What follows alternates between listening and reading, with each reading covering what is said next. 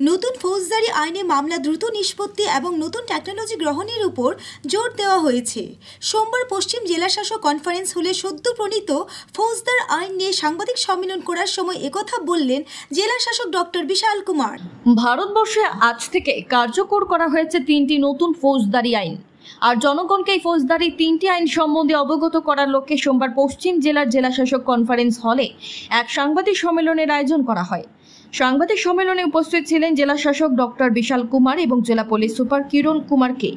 এদিন সদ্য প্রণীত ফৌজদারি আইন নিয়ে আলোচনা করতে গিয়ে জেলা শাসক বলেন, জনগণকে যাতে মামলা করার পর তারিখ পে তারিখ করতে না হয় এবং মামলা দ্রুত নিষ্পত্তি প্রাধান্য দেওয়া হয়েছে। আধুনিক টেকনোলজি অর্থাৎ আদালতে প্রমাণাদি প্রদানের পদ্ধতি আধুনিকরণ করা হয়েছে। মহিলা ও শিশুদের ব্যাপারে অনেক সহজ করা হয়েছে, অর্থাৎ নবপ্রণীত এই আইন জনমুখী বলা যায় বলে উল্লেখ করেন জেলা শাসক। आपका एक विचार था कि कई पुलिस स्टेशंस में एफआईआर लेने में देरी होती है या उनको घुमाया जाता है। तो जो नया एक्ट है, इवन सुप्रीम कोर्ट की रूलिंग के बाद 0 एफआईआर का जो प्रोविजन था वो ऑलरेडी कई जगहों पे किया गया, लेकिन नए एक्ट में भी 0 एफआईआर का प्रोविजन है।